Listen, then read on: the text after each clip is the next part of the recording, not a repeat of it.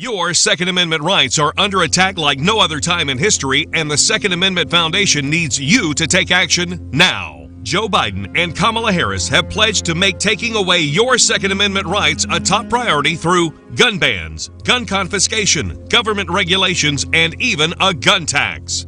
They have aligned themselves with anti-gun activists like billionaire Michael Bloomberg and appoint radicals like Beto O'Rourke as the anti-gun czar.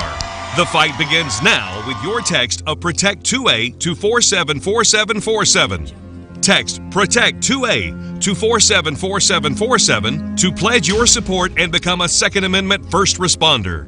Your right to own a gun and protect your family are on the line. Text Protect 2A to 474747 and join the fight to protect your Second Amendment rights. Text Protect 2A to 474747 to pledge your support and become a Second Amendment first responder.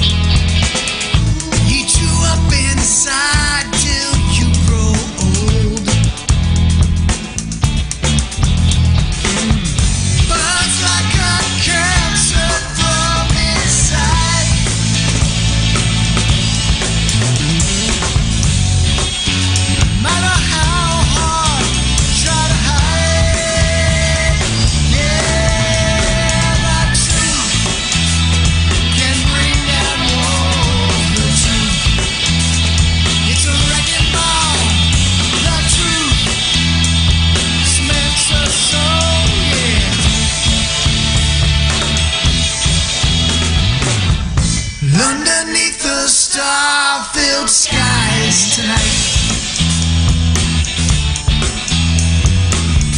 you discover my disguise. It ain't right, no it ain't right.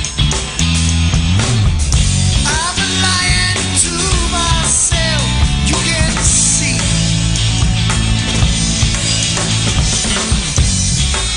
Only honesty sets men free.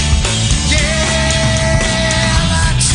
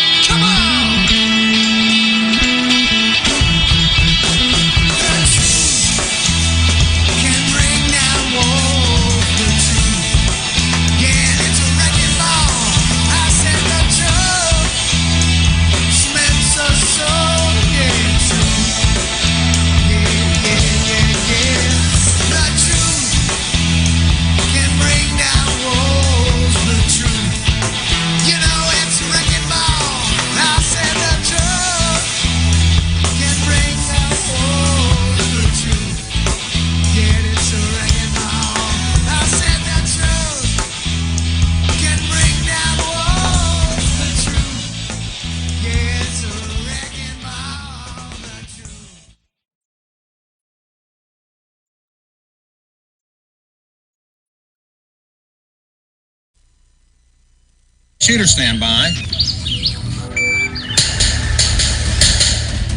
You hit the radio bullseye.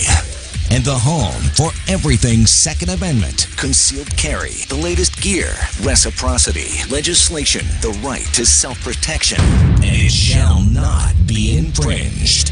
This is Eye on the Target Radio with your hosts, Rob and Amanda. Hey folks, welcome to Eye on the Target Radio with Rob and Amanda. And this week in studio, if you're watching on OpsLens or you're watching on any of the on-demand TV stuff, you're going to notice that there's a third face. This is a studio made for two. Mm-hmm. So we're cozy, and good thing that everybody's had a shower and and everybody's friendly, because it's a little tight in studio, but we're making it work. So I'd like to introduce you to our friend and fellow trainer, Mike Hasicek. And Mike has his own show called Mike on the Mic that he does on the Karma Radio station, the Karma Radio Network, karmaradio.com. Is it not? .com, yeah, yes. karmaradio.com. Mike on the Mic on Monday nights. And so Rob is on Mike's show a lot. And so we decided we'd have Mike on our show. And so he came on, and then it was like, look, you got TV, you got radio, you got this, you got that. So pay attention to all the moving pieces there, Mike. So well, thanks for having me on. No problem at all. So it's an interesting, having Mike adds another depth to the show, because he's a professional student, if you will. He's got a huge curiosity, and so he trains and he looks and he analyzes and he studies, and then he discards or keeps whatever things as they fit together into his network of tools. He's probably got a different response than what, huh? A lot different response than what. So in this section of our show, we talk about what we've been doing in the last. Hey there, Charlie Chambers! Shout out from North Carolina coming across online, and so this is the section where we kind of talk about the things that we've been doing that are firearms or firearms-ish related over the past week. So for me, I have been reaching out to people in the industry for the Concealed Carry Fashion Show. If you are going to the NRA annual meetings in Houston, you'll see Rob and I. And if you want to, you can come and join us at the Concealed Carry Fashion Show, because it's going to be a great event. And we're starting to line people up and starting lining things up, and got model volunteers and all kinds of stuff. I'm seeing people on Facebook saying, I got my ticket, so somebody's coming. What's the date of that? So that is Labor Day weekend. Okay. It's a Saturday evening of Labor Day weekend. This is where NRA is typically in the April, May, so the early spring time. Mm-hmm. But with COVID this year, they were not confident that Houston was going to let them have an event that is as big as it potentially sometimes is 80,000 people.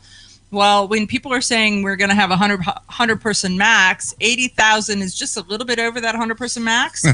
And so so they were very concerned about that. So in a spate of caution, they shoved it back, renegotiated, found a free date at the venue, and Labor Day weekend was it. So some people are like, wow, that's great, because I got an extra day and I could travel there and I can travel back. And other people are like, what are you thinking? Well, they're thinking they're going to have it in a year when that would have been at risk if they'd have just left it for April. So so that's really what I've been working on. Rob, how about you? I bought that 40 caliber pistol I was telling you about a couple weeks ago on the auction. I finally got it. We took it out and shot it some. I was real happy with it, and it was funny because 9mm magazines work through it just as good as 40 caliber, so I don't have to buy mags. I already have a bag full. Okay, so wait, how does that work? That a 9mm mag works for a 40 caliber gun? So close together that the mag doesn't know. The gun didn't notice that there was a difference. Who would have thought to try that? Well, Rob. besides I was there. Okay, I was there. And you're like, what could happen? What could go wrong? Right. What could be wrong with this picture? Well, sometimes it could feed 2 or 3 bullets or no bullets. I mean, you're farther ahead if it feeds 2 or 3 than if nothing happens. But yeah, it worked fine. It didn't Flawless. know. It didn't know the difference. It didn't know. It wasn't. It We didn't were know. doing some drills where I was laying on the ground and jumping around and doing different things, and it didn't carry one It bit. fit everything. Now, see, I can't even imagine you coordinating a drill where he lays on the ground because he doesn't transition well. It's the getting up part that takes me forever. It's, Exactly. Yeah. getting So- down's real easy. Gravity's 100%. Exactly. But he does really well when he's on the ground. I would think he's sleeping when he's on the ground. That would be. You wouldn't want to be in front of him. I'll tell you that. horizontal or warm, and he's sleeping. Those were well shot, placed shots, Rob. So Rob did well. There you Kudos for Rob. So you guys were doing a lay down drill.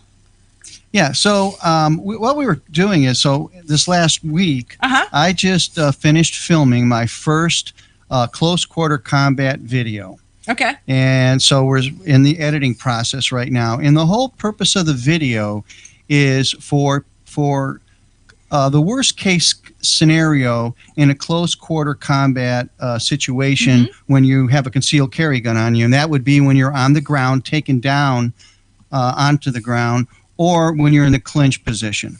So one of the things what's the clinch position? Clinch position is when we're tangled up together. Like somebody's hugging chest you, to only chest. you didn't want them to hug you. Right. Yeah. Okay, Only got you it. did So not an want them to hug unwelcome you. hug. Got it. Okay. Unwelcome hug. And so what we were talking about with Rob is one of the things that we were doing is once you get that individual off of you, after you've gotten control of the fight, then the question is going to be whether you're going to be taking a shot or not. And you've got to take that shot when you're on your back on the ground. Okay. And that's what we were And practicing. part of it is without shooting yourself Right. or without allowing them to get back on you to Right. try to block that from happening. Because one of the things that people do when they're on the ground and they're drawing their firearm is they sweep themselves. Oh, So, okay. we were practicing what's a safe way to make sure you're not going to sweep yourself, even though your finger is off the trigger and that's your safety. You still don't when you wanna get aim. excited, you have to be careful. So, we were practicing, live rounds on the. So Rob carries his gun at the 4 o'clock position. Mhm. So and for those of you who are listening, not hearing, listening, not viewing, that would be your belt buckle is the 12 o'clock position. So your right hand straight out would be 3 o'clock. So he carries it, just past his right hand on his right hip. So if you've got him on his back, then how do you access a gun when you're on your back trying Well, to that's get some of the it? choices you have to make. And so by rocking up, using my left arm to give me some, I can roll into it and then draw my gun, and I can start shooting from right there as I extend out. It's amazingly fast. It's right after that when you try to get back up on your feet that things I was slow gonna down. say, the conversation is Rob does not transition well. A couple knee surgeries and a whole lot of pizza. Well, that was the other thing that we did, Amanda, is we were practicing how do you get up safely without shooting yourself as well. Right. And, Rob got up safely. I mean, Some of it, though, here's another thing, is that if you're doing something like this, be sure your backstop is adequate. When you're laying down and you're shooting at a standard silhouette type target, You can shoot over figure it. you're covering probably 10 or 12 foot high. So you need to make sure that we moved the target down to almost knee height to try to make it work there. And then we shot in the lower area of the target to keep it down into the normal spot. He was just saying we were thinking about actually just mounting it right on the dirt so right that on the dirt. we to make don't it have completely any safe, right. area behind the target for it to. But I was impressed too, Amanda, that I was watching Rob when he was doing his draw, and one of the things that Rob did is, he leaned so he could have access to his weapon. He drew, he took his shots, and then he was comfortable. He didn't sweep himself at all. And I would say, Rob, that was pretty fast, and how fast you were able to access your weapon and get those shots off. I mean, it was a couple of seconds. That's pretty cool. So somebody who's listening and thinking about their training drill, they could actually do this with a barrel blocker in. They could do this with a blue gun until they're very comfortable in their second And I spotter. actually do this on my video with blue guns. We use nothing on the video but blue guns and training knives. Okay. So it's. Oh, wait. You're talking about knives. Yeah, so wait, Mike is a guy who includes knives in a gunfight or guns in a knife fight. I'm never quite sure which way that goes. Well, they're just tools. They're tools to aid you in getting control of the altercation. And in a life and death situation, you have to have one up on somebody. You really the goal is what do they say? If you're not cheating, you're not winning. And the goal is that you need to survive the encounter, and then you can sort out the rest. His friend Joe was helping with the one thing, and they put a football helmet on him. And then when the timer goes off, Joe was supposed to draw the gun and engage. Well, when the timer went off, Mike would punch him in the face with the helmet on. And Joe, every time Joe would have an excuse. I'm not ready. I'm not ready. And you think about it, the guy who's going to punch you in the face, he doesn't have a timer. Yeah. He just does it whenever he wants to. And you're never ready. Yeah, we had a situation where we used a motorcycle helmet and a quick punch.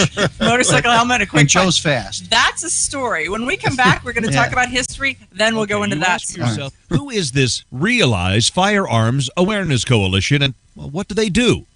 Realize Firearms Awareness Coalition is a not-for-profit group based in Portage County, registered as a 501c3, and organized to educate about the historical intent of the Second Amendment to the Constitution of the United States of America, to share knowledge, to enable citizens to accurately relate and defend aspects of the U.S. Constitution, to enhance public awareness and support for responsible gun ownership, and to emphasize firearms education for women who facilitate the transmittal of constitutional awareness and gun ownership to succeeding generations. How do they intend to do that?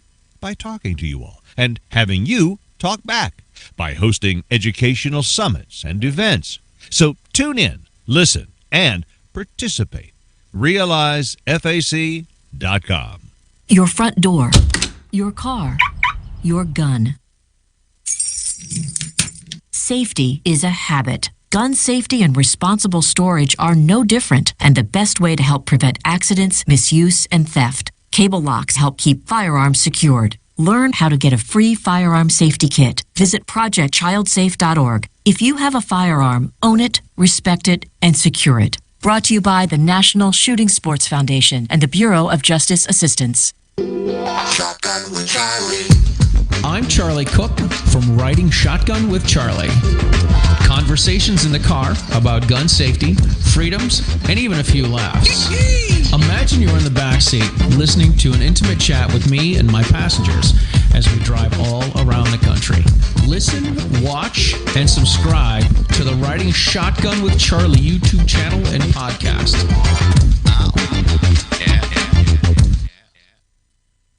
Grab your friends and head to Georgia to train with the Complete Combatant. The Complete Combatant offers a unique approach to self-defense training, layering the first signs of danger, lethal versus non-lethal decisions, and even surviving the aftermath. They offer premier firearms training with a Range Master certified instructor and host the top minds in our industry. See the courses offered on thecompletecombatant.com. That's thecompletecombatant.com. Had a dirty day? Grunt Goat Tactical Soaps, made from fresh goat's milk and organic oils that detoxify, clean, and restore moisture to skin, will get you ready for your next adventure. These unique soaps are handcrafted in the Blue Ridge Mountains and shipped to anywhere in the U.S. Visit SillyBillyGoatFarm.com for their full line of Grunt Goat Tactical Soaps. That's SillyBillyGoatFarm.com. Ladies, ever wish you could find a brand that understood the difference between feminine and functional? A brand that didn't make you choose between looking good and looking tough? Check out offhandgear.com, a brand designed by a gun girl / mom that closed the gap to give you feminine, durable, functional gear.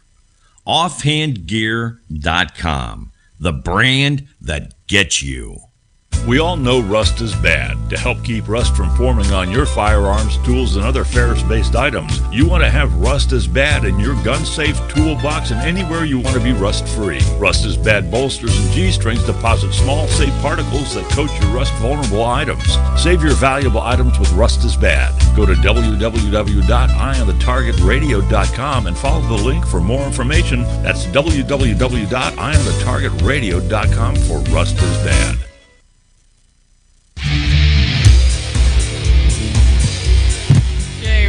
Are back, and for those of you who are on the TV, I'm like pointing, and you get it. Rob pulls his headset off and doesn't watch the clock, so it's always an interesting thing. He's like, "Whoop, are we back?" Yes, we're back. So we are back talking about the history, and this is our history segment, and we're going to talk about the 1903 Springfield. So what do we need to know about that? Well, we were looking for a smokeless powder rifle. It was a repeater, and we went to this thing called a Craig Jorgensen in 1898. So who was looking? So the U.S. government. The U.S. government. Okay. Originally we had black powder rifles. We had come off the Civil War. We modified our Civil War rifles, and we went west with those. We actually, the French in the meantime had developed smokeless gunpowder and stuff. So there was a lot of new things going on. Our old guns were way out of range of the new guns and stuff. So Springfield was looking for something new. So they picked this Craig Jorgensen originally. It was a short-lived deal. It loaded in the side of the rifle. It was hard to reload. So if you already shot 3 shots and you wanted to put more bullets in, you had to open the trap door, keep the rifle oriented, and lay bullets in there without dumping all the rest of it out and everything. Okay. So the new rifle that they used was actually a copy of Mauser's design, and it was so close that after the war, we actually had to pay Mauser to use our rifle to shoot at them. Okay, so we violated the patent and violated the design because it really did copy. Right. It was so close that you have a hard time telling one from the other visually. The original cartridge that they chose was a 3003 cartridge, and in that it was shot 220 grain round nose bullet, about 2,000 feet a second, which was way better than our 4570 we had been using, and a little bit better than the 30-40 Craig round that the Craig Jorgensen used. They decided that they could switch over in 1906, and they went to a 150 grain pointed bullet, and that gave them about 1,000 more yards of use for the of field of fire, and they could push the rifle up to around 2,800 feet a second with the lighter bullet. So they basically all they had to do is change the sight adjustments. The old 3003 chamber was the same except for a little bit longer. So if you have a real early rifle, it's probably chambered for the 3003 round. After 1906, then they just chambered it for the 3006. But the early ones, they didn't really have to change anything but the back sight. Okay. And then the Springfield made them, and Rock Island Armory, which was actually in the Mississippi River right off of the coast of Rock Island, Illinois. Okay. And they built they started. So you're saying that in 1903, Rock Island was still a government arsenal that they started in 1832. Okay. And so they built pistols and they built rifles. Isn't it funny how names that come around and loop back as that? So so is the current Rock Island Squirrel? No, the current Rock Island is actually, I believe, a company they manufacture in Philippines and ship over so they here. Just took the they name. Just took the name. There's a lot of companies that are doing that. The Springfield Armory today has no actual relationship to the original Springfield Armory. Okay. The Henry doesn't really belong to, has no affiliation with the original Henry. It's just a famous name. You've heard the name, so you'll buy the product. Right? Well, there is that. So the one thing I wanted to circle back to was you were talking about the 1903 Springfield and the 3006, and but it replaced the 3040 Craig. So from Craig Jorgensen, I didn't realize that the 3040 Craig came from Craig Jorgensen. So everybody's only heard 3040 Craig. They didn't know where Craig. And it's kind of funny. We had how many manufacturers in the U.S. for designing rifles or like this? There was Lee was making rifles for Remington. Winchester built Lee rifles, and that there was a lot of different other types of turn bolt rifles, and yet they bought this Craig design to use. And it's and you're like, with disgust, you say that. You don't say that with pride. You say that. But the rifles are extremely smooth and accurate. They're weak though. I mean, it's kind of funny with the 3040 Craig round. They're fine, but a lot of people in the 30s, 40s, 50s, they would get them and then rebarrel them. And even the little 22 Hornet bullet could overpower the locking lugs on the Craig Action. Wow. Okay. So if you have a Craig Action that was in something other than the 3040 Craig, you have to be careful of what you. It's not a Magnum, and don't try to make it one. But it's a. Got it. Have you fired one, Rob? Yeah, I've shot a couple different styles of the thing, and it was funny because Springfield built the 1903, and the sights were on the barrel on the 03. Okay. And they used a sight that go up to like 2,000 yards or so. And then when World War II came along, they tried to make the rifle faster, and so they gave it to Remington, and Remington made what they call an 03A3.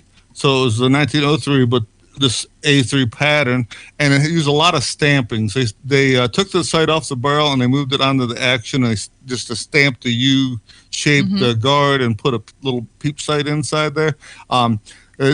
Basically, all the parts will fit from one to the other, except for the sight is the main difference on the thing. And a lot of people, they like the early style gun because they machined all of the trigger guard and all the stuff, where the other one was just stamped out.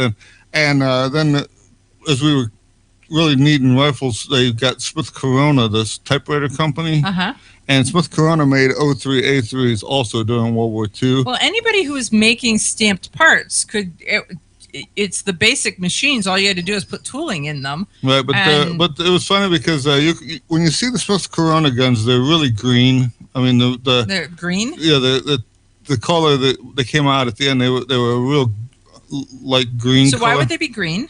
Well, the what do they call it? The Parkerizing finish, whatever. It just came out green. Where the Remington came out of more of a grayish black color. Okay. And so it's kind of funny when you see one at the gun show that's not been messed with. It's almost like a lime green color. It's really to the others. So Rob, what would the value of something like that be today? If you have one that's not been messed with, they go for, I mean, some rare ones that are like brand new are a couple $1,000s. If you got one that's been issued or reissued, a couple things have been done to, they hardly ever go less than $750. So. Okay. I mean, a lot of people bought them after the war, and then they sawed the wood off and made them into sporters. That really affects the value. If you have a sporter, that it goes by how good of a job Grandpa did with the grinder. We'll be back right after this, folks. Grab your friends and head to Georgia to train with the Complete Combatant. The Complete Combatant offers a unique approach to self-defense training, layering the first signs of danger, lethal versus non-lethal decisions, and even surviving the aftermath. They offer premier firearms training with a Range Master certified instructor and host the top minds in our industry. See the courses offered on thecompletecombatant.com. That's thecompletecombatant.com. Had a dirty day? Grunt Goat Tactical Soaps, made from fresh goat's milk and organic oils that detoxify, clean, and restore moisture to skin, will get you ready for your next adventure. These unique soaps are handcrafted in the Blue Ridge Mountains and shipped to anywhere in the U.S. Visit SillyBillyGoatFarm.com for their full line of Grunt Goat Tactical Soaps. That's SillyBillyGoatFarm.com. Okay, you ask yourself, who is this Realize Firearms Awareness Coalition, and what do they do? Realize Firearms Awareness Coalition is a not-for-profit group based in Portage County, registered as a 501c3, and organized to educate about the historical intent of the Second Amendment to the Constitution of the United States of America. to share knowledge, to enable citizens to accurately relate and defend aspects of the U.S. Constitution, to enhance public awareness and support for responsible gun ownership, and to emphasize firearms education for women who facilitate the transmittal of constitutional awareness and gun ownership to succeeding generations. How do they intend to do that? By talking to you all and having you talk back, by hosting educational summits and events. So tune in, listen, and participate. RealizeFAC.com. This is Cheryl Todd of Gun Freedom Radio, and I am proud to join Amanda Seppacool and all the 50 women, one from each state, in our grassroots efforts to protect the Second Amendment as delegates of the DC Project. Grassroots organizations like the DC Project run on donations, so please consider donating to our GoFundMe/DC Project to keep the promise of freedom alive. Shotgun with Charlie. I'm Charlie Cook from Riding Shotgun with Charlie. Conversations in the car about gun safety, freedoms, and even a few laughs. Imagine you're in the back seat listening to an intimate chat with me and my passengers as we drive all around the country. Listen, watch, and subscribe to the Riding Shotgun with Charlie YouTube channel and podcast. Ladies, ever wish you could find a brand that understood the difference between feminine and functional? A brand that didn't make you choose between looking good and looking tough. Check out offhandgear.com, a brand designed by a gun girl / mom that closed the gap to give you feminine, durable, functional gear. Offhandgear.com, the brand that gets you.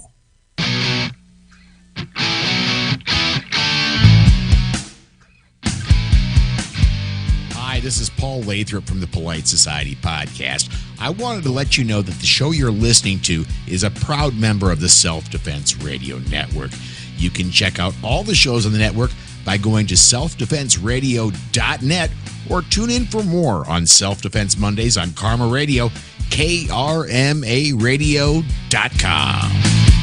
This is Dan Perkins with your Songs and Stories for Soldiers, Veterans Tip of the Day. If you're a veteran with a disability, are you interested in a program that could give you a free home? Homes for Our Troops is a privately funded 501c3 nonprofit organization that builds and donates specially adapted custom homes nationwide for severely injured post 9/11 veterans to enable them to rebuild their lives. These homes restore some of the freedom and independence our veterans sacrificed while defending our country and enable them to focus on their family and recovery. Since its inception in 2004, nearly 90 cents of every dollar has gone directly to the program to serve veterans. HFOT builds these homes where the veterans choose to live and continues its relationship with the veterans after the home delivery to assist them in rebuilding their lives. For more information, go to their website, www.hfotusa.org, and see if you can qualify for the home of your dreams. This has been your Songs and Stories for Soldiers, Veterans Tip of the Day.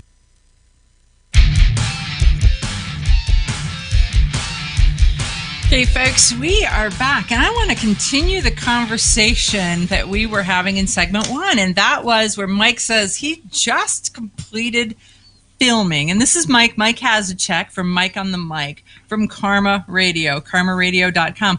And he says he just got done filming a close quarters combat video that is now in editing. So we want details. Tell us more.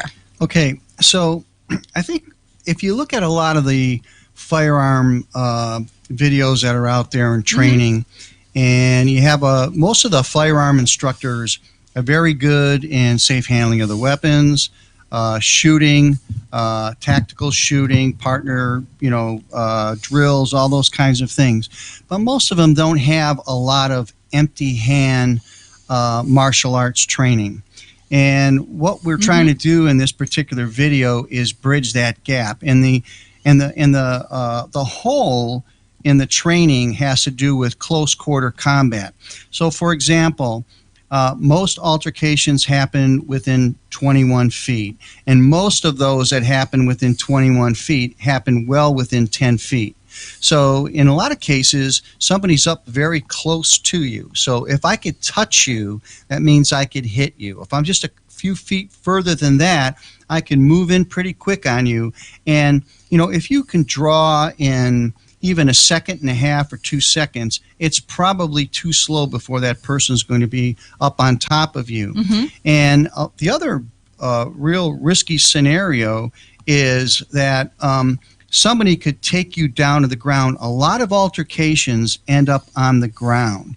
And I think there's a lot of concealed carry holders out there that haven't had a lot of training, that that are a little bit naive about thinking, all I need to do is draw my weapon out whatever situation I'm in, take my shot, and I'm going to be okay. And that's really not the case. You have to have control of the fight.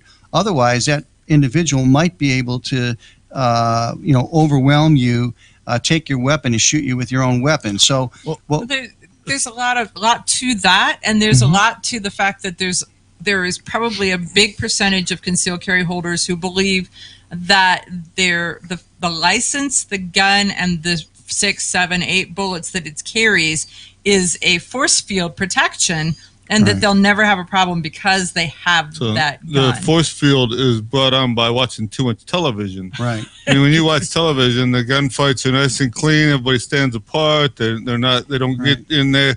Nobody's punching each other in the face. You're not on the ground. When you get punched in the face. Absolutely. But they're not. It smudges their makeup on us. So one of the things we did on the video is I used a shot timer like you'd use on the range. Mm-hmm. And basically, I put a motorcycle helmet on my training partner, and then I was gloved up so I wouldn't hurt him. And when I hit him, and I was in punching distance with him, so I wasn't right on top of him, but within punching distance. And I said, "Okay, Joe, when the shot timer goes off, you're going to draw your firearm." And it was a blue gun, so it was completely safe. It's a complete polymer training weapon that can't be fired. And when the shot timer went off, I hit him, and he didn't even come close to drawing his firearm out. And the whole purpose of that expo is to show somebody that you can't get your firearm out fast enough. So you're better off getting control of the fight. Once you have the fight under control, then you can determine whether you're going to be drawing your firearm or whatever you're going to be doing to give that person commands and that. So, we did various scenarios of, when somebody's on top of you, how to get control of them. And one of the things that we did, so one of the persons that I've trained with for 25 years is Paul Vunak. Paul Vunak is well known for giving the Navy SEALs their close quarter combat empty hand technique. And he was actually in Virginia Beach training with them for 4 years.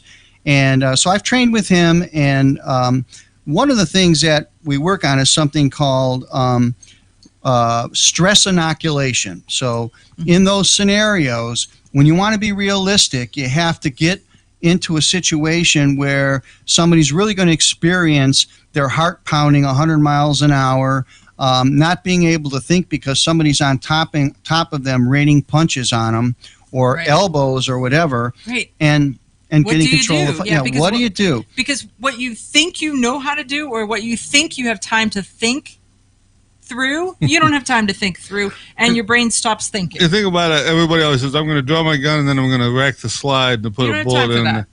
I mean, Mike says you don't have time to pull your gun out, let alone back around into the chamber. They say, those proverbial theys, they say that if you're closer than 12 feet and you have the skills, that you should just step in and if they've got a gun, take theirs, because there's really only one gun in play, and it's the gun that's out, not the gun that's potentially hidden in your pants. And the thing that really gets things under control to get somebody off of you is to have them close to you and very tight.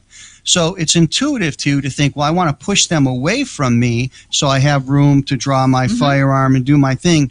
But that's how you're going to get punches rained on you and elbows on you. So what you want to do is you want to get them real close to you, very, very tight, And then we use something called asymmetrical violence. We want to do something to them that is so horrible that they're going to want to get off you as fast as they can. And one of the things that Paul Vunak introduced was something, the art of biting. And think of you're real tight with somebody, you got a hold of their head real tight, they can't move, and you have your way with them. You could bite their ear, you could bite the tip of their nose, you could bite the side of their face off. All they want to do is get off you as fast as they can. And then you can aid them by pushing them off with your feet. You can aid them. After you've, on an uninterrupted basis, bit them for a little bit, because if you just bite them once and you let them go, they're going to get twice as mad and come back on top of you. So you have to do it for a little bit, then release them. They come off. That way they know that they're not in charge, and it wasn't by accident they got away. Exactly. Well, we all know the famous boxer who, frankly, shut down the fight when he bit the other guy's ear. Yeah, Mike Tyson. I mean, Evander Holyfield he was fighting. It shut down the other guy who... These two guys were set up to beat each other to a pulp, and as soon as the one guy bit the other one, that stopped everything. Bit the tip of his ear off. And it wasn't just it wasn't just that the referees stopped it. It was that it stopped, and then the referees called it because of that. So it's really kind of...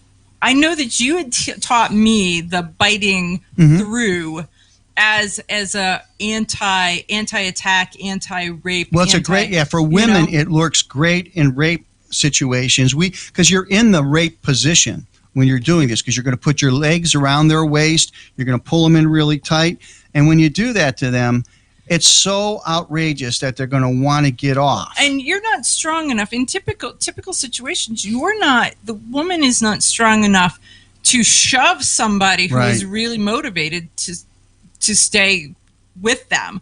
And so, eargate. So being able to pull them in and use their strength and your strength to maximize that is a tip that I have. It's easier to hang on to their neck and pull them in than it is to push them off. From a strength standpoint. Right? I believe me, I can hold on to something really hard. I have been trying to do push-ups.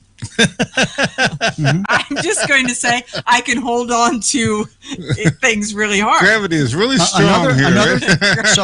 Another technique we teach is something called a fist choke. So imagine you put your arm around somebody's neck. You're going to hold your forearm and you have your fist, and you're going to shove that fist in their throat, pull your elbows together, and it chokes them out. And they can't breathe. It's a blood choke. They start to pass out, and they want to get off you as fast as they can. So the idea is to do something to them to make them want to get off you. And that's part of what we teach on the video. And then that gives you space for you to get away, for you to get your tool or your weapon of self-defense, whatever that is. And on the video, Amanda, what we do is similar to what we talked about with Rob at the beginning of the radio program, and that is that you'll draw your firearm, just sit up a little bit, and now you have it on them, and you give them commands as to what you want them to do. So what we tell them to do is to say, we want you to get on your knees. Now we want you to lay on your chest. We want you to put your arms out with your palms up and cross your feet. Then, as you have the gun on them, you can get up, call 911, and if the guy gets up and takes off, what do you care, right? Right. You've prevailed and you're healthy, and you're not a police officer. If he comes to you, then if he comes towards you, you've got your firearm and you're ready to go. So you've got the fight going on. So yep. That's what we're trying to show in this video is how do you get control of the altercation? So I don't need names, but who's editing it? Why? What's going on with that? Well, and when will it be available? And is it available for commercial use? Well, what we're going to do is so it's about 50 minutes to an hour long, and so we're going through all the video that we took because and it'll probably be ready in 2 or 3 weeks, and I'll just probably post it somewhere. Oh, cool! It'll be free. It'll be you'll post it for free? Yeah. Okay. Well, then we will make it so that our audience gets a link so that they can see it, so they know what it is, so that what we're talking about, they can then view. Sure. So, folks, we've got Mike Hasicek from Mike on the Mic in studio. We'll be right back.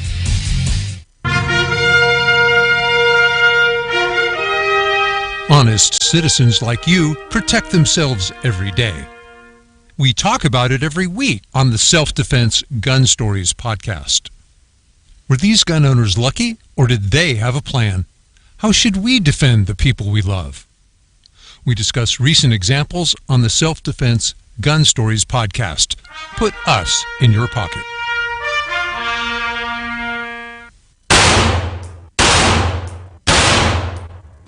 Hi, I'm Janelle Westrom, owner of Davenport Guns and Davenport Shooting Club. At Davenport Guns, we do so much more than sell firearms. We advocate for increased personal safety and security, not just for you, but your whole family and community. Go to davenportguns.com to see our online inventory and browse videos, articles, and things we just find entertaining. Sign up for our newsletter to learn more. This is Cheryl Todd of Gun Freedom Radio, and I am proud to join Amanda Seppacool and all the 50 women, one from each state, in our grassroots efforts to protect the Second Amendment as delegates of the DC Project. Grassroots organizations like the DC Project run on donations, so please consider donating to our GoFundMe/DC Project to keep the promise of freedom alive. Ladies, ever wish you could find a brand that understood the difference between feminine and functional? A brand that didn't make you choose between looking good and looking tough? Check out offhandgear.com, a brand designed by a gun girl/mom that closed the gap to give you feminine, durable, functional gear. Offhandgear.com, the brand that gets you. Okay, you ask yourself, who is this Realize Firearms Awareness Coalition, and what do they do? Realize Firearms Awareness Coalition is a not-for-profit group based in Portage County, registered as a 501c3, and organized to educate about the historical intent of the Second Amendment to the Constitution of the United States of America, to share knowledge, to enable citizens to accurately relate and defend aspects of the U.S. Constitution, to enhance public awareness and support for responsible gun ownership, and to emphasize firearms education for women who facilitate the transmittal of constitutional awareness and gun ownership to succeeding generations. How do they intend to do that? By talking to you all and having you talk back, by hosting educational summits and events. So tune in, listen, and participate. RealizeFAC.com. Shotgun with Charlie. I'm Charlie Cook from Riding Shotgun with Charlie. Conversations in the car about gun safety, freedoms, and even a few laughs. Imagine you're in the backseat listening to an intimate chat with me and my passengers as we drive all around the country. Listen, watch, and subscribe to the Riding Shotgun with Charlie YouTube channel and podcast. Had a dirty day? Grunt Goat Tactical Soaps, made from fresh goat's milk and organic oils that detoxify, clean, and restore moisture to skin, will get you ready for your next adventure. These unique soaps are handcrafted in the Blue Ridge Mountains and shipped to anywhere in the U.S. Visit SillyBillyGoatFarm.com for their full line of Grunt Goat Tactical Soaps. That's SillyBillyGoatFarm.com.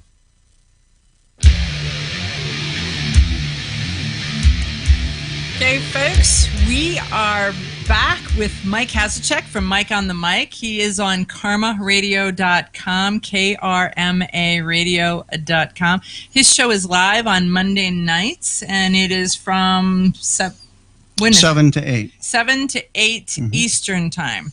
So if you want to catch Mike, that would be when he is. So now, you guys. We talk about you all the time, even though you're not in studio. You're just like the Phantom Mike. You want to tell about the Buzzsprout thing where he goes his podcasts and stuff on? Yeah, so I also have my radio shows recorded and archived on Buzzsprout under Close Quarter Combat. Mike on the Mic. Okay, so Buzzsprout is so if they're searching, they can find you. Yeah, they can go on to Buzzsprout, and I have everything archived there as well. Okay, good, so that they can catch it, because it's pretty interesting stuff listening to Mike theorize through a variety of things of what they do and what they practice. I have special guests on. I've had Bram Frank, who's right. He's a nice guy, world renowned, and Paul Vunak and Eric Paulson, who's a two-time world shoot fighting champion and UFC fighter. So these are people that shoot fighting. So what's a shoot fight? Shoot fighting is like it was almost like they still do it now, but it was a earlier version when the UFC was first starting out. Okay. And it was done over in Japan. And Eric was a two-time world light heavyweight champion. Okay. Eventually, he did fight in the UFC. He had a few fights in the UFC, but he's coached and been in the corner of fighters like Brock Lesnar, who was a heavyweight champion, and Sean Shirk, who was a lightweight champion. So he's coached some world champions as well. Okay. So those shows are comical to listen to him because he'll tell about how him and his brother used to get into fights, and then his mom would come in and say, "Here, he's a world champion," and his mom is still taking him on with the telephone. His mom's coming after him with a broom. You boys, stop that! Whack. Yeah, Eric's out in California, still training, and he's got a school, and he's a great guy. Well, no matter how important you are, you got a mom, and you got to listen to your mom. That is whether she's using the broom, the pancake flipper, whatever. Those are the rules of the road. I'm not going to deny the fact that my mother used a hairbrush. Right. So. But the other thing too is while you're doing some of these things, it's a whole different game when somebody's punching and poking in the eyes and biting and doing all those things. So a lot of the things you learn in the traditional martial arts and in some like Brazilian Jiu-Jitsu or catch wrestling or whatever it is, when you start integrating things like eye pokes and those kinds of things. When you add the whole I'm fighting to win and cheating to win, if that's what it takes to it changes the game. So, I mean, you see in the UFC when somebody gets poked in the eye, they stop it. They want to stop. So because I kind of I got 2 of those and I want to keep them. Yeah, Paul Vunak just did a whole webcast on eye pokes. Okay. And it works pretty good, but it works pretty good. If you've ever poked yourself in the eye just by accident, you know how effective it is. Yeah, exactly. But it gets back to it's an 80-20 rule. There's nothing out there that people do that's 100%. Mm-hmm. And what we always say is, you're really training for the average person. If you come up against somebody who's a black belt in Brazilian Jiu-Jitsu and you're just going to be using Brazilian Jiu-Jitsu type moves, you're going to be toast. But if you're going to integrate eye pokes and bites and things like that, that's going to be. Go. I mean, Paul Vunak, the way he came up with his biting scenarios when he was training with Rickson Gracie. And Rickson was smothering him all the time, and he said, I think the only way to get this guy off me is to bite him. So I mean, that's how he started developing his biting scenario. Right, you don't taste so good. Yeah. Your furry little sweater just dried out my mouth. But I encourage people really to go out and get some training in Brazilian Jiu-Jitsu if you can and you're physically able to, and catch wrestling and Muay Thai boxing and things like that, because I think it really helps you out if you're somebody who's carrying a firearm and you need to defend yourself and you need to get control of that fight before you're going to be drawing your firearm. Well, it's always good. It's always good for him to kind of be in shape and know what you can do and what you can't do. Though I do say that round is a shape, and so there that is an option. And I could just do the roll away, and maybe that'll save me. Well, that's why you have things like pepper spray, right, and things like that. I mean, it's easy to use that, and it's pretty effective. And there's a lot of tools out there that can help you. We were out at the range the other day. We have a rule: if you started into a draw and something goes wrong, you have to continue. Yeah, because you can't just call timeout. So you got to, whether you're using it as a hammer, you're whatever the thing. So the other day I had the new gun. I put it in my old holster. It fit halfway decent. When I drew, the holster and everything came out of the side. So now I've got okay. But Rob threw the holster off onto the ground. Drew and took 3 shots and hit. They were all good hits and. He just kept moving. But that's exactly it, though. You don't get to do ollie in free. We tell people a lot, that know how your gun works, because you can't be like, oh wait, here's this. we train in our concealed carry class with a gun that if you put your finger in the wrong spot and you're really nervous, you push in the disassembly button. So as soon as you rack the slide, the gun flies to pieces. And it's like, you can't be like, wait, I got to gather all the pieces of my gun and put it back together to make it work. You have to, you're in the fight, whatever the fight is. And so know your gear, know your equipment, and know how to even make that work. simple things like being able to get out of a chair. Right. You know, I mean, it's like, you know, we'll bring chairs out onto the range. We'll bring a table and chairs out on the range. If you're at McDonald's, those little chairs that they have with the holes in the back, when you go to get up, that's bolted to the floor. Now you're bolted to the floor because your gun is hooked up in that. So now you have to deal with the fact that you're bolted to the floor with this chair and you're in the middle of your draw thing. So pay attention to that and think ahead of time. Right. I mean, so there's that whole slide forward, get up kind of thing but even metal folding chairs have that same feature. Right. But at least it's not bolted to the gun, so you just got to throw that chair off like a turtle shell and keep going. Right. Got it. Right. That makes sense. So you guys were doing reviews of guns too, I understand. So you just got another gun to try out. And so we were trying out the new Ruger LCP Max, which is a 380 ACP, and it comes with a 10-round magazine, but they also have 12-round magazines available for them as well. So is it really in the LCP format? I mean, yes, it's almost identical to the LCP2. It'll fit in an LCP2 holster. Okay. It holds a double stack magazine. Is the only. And how did they make that happen with it? So they just really. It was very comfortable, easy to use gun. They kind of pyramid the rounds. The magazine looks a lot like the Smith & Wesson's. What's the Mac? The new one that's out. The Shield, right? So it looks like that. So it's double stacked at the bottom, and then it comes up to a more of a point. single. And so it must thin out the mag well to be able to have a fatter magazine without making the gun noticeably fatter. Awkwardly wide or anything. It was the gun was real comfortable. We previously was doing the Ruger 9 Max. Right. Okay, and that's in that the 9. The LC9. Yeah, the LC9 platform. Okay. We were very impressed with that gun. We really liked it. It's very easy to point and shoot. We haven't had any kind of issues with. So, do these have some of the new features to make them easier? Like the LCP2? They're upgraded. Yeah. So there's a better trigger, a little bit better trigger. It's beefed up a bit. Yes, it's a little bit better than the LCP2. Well, that's amazing. So does that almost start to put it in the format with the Smith & Wesson EZ line? Is it? It's more like quite? The 365 much smaller style stuff like this. Okay. So you still got it's spring tension and not as easy as the EZ. Okay. But it puts it in size wise. But it's much smaller. Yeah, it's smaller than a small concealable gun. The 9mm was almost the same size as like 365 Hellcat type stuff. Right. The 380 was even smaller than that even. Because the LCP2 is a perfect size. It just kicks like a mule. When we come back, we're going to talk news and current events. Okay, you ask yourself, who is this Realize Firearms Awareness Coalition, and what do they do?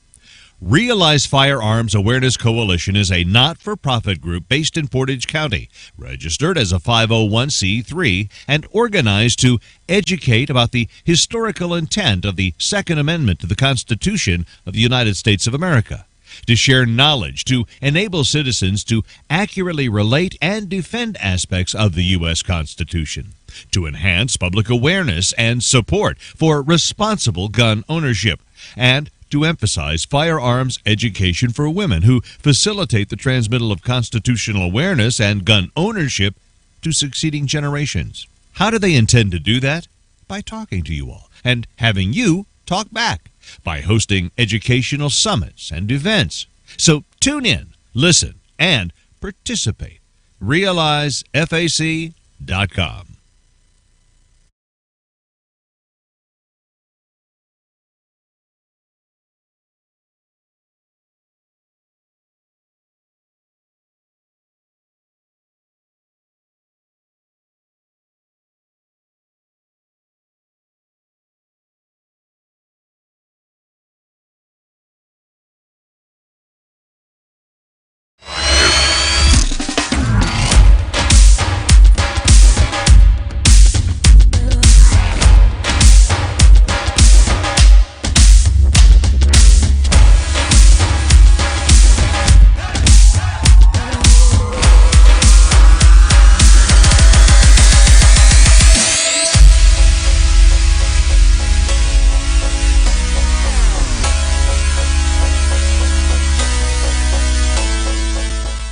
Your Second Amendment rights are under attack like no other time in history, and the Second Amendment Foundation needs you to take action now. Joe Biden and Kamala Harris have pledged to make taking away your Second Amendment rights a top priority through gun bans, gun confiscation, government regulations, and even a gun tax. They have aligned themselves with anti-gun activists like billionaire Michael Bloomberg and appoint radicals like Beto O'Rourke as the anti-gun czar. The fight begins now with your text of Protect 2A to 474747. Text Protect 2A to 474747 to pledge your support and become a Second Amendment first responder. Your right to own a gun and protect your family are on the line. Text Protect 2A to 474747 and join the fight to protect your Second Amendment rights. Text Protect 2A to 474747 to pledge your support and become a Second Amendment first responder.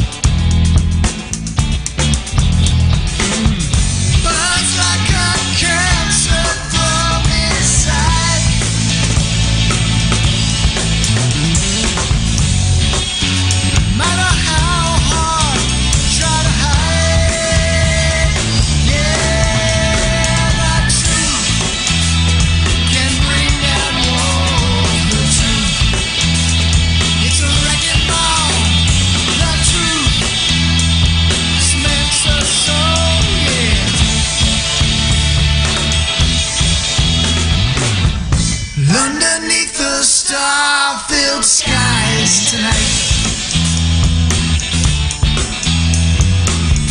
you discover my disguise. It ain't right, no it ain't right. I'm lying to myself, you can't see.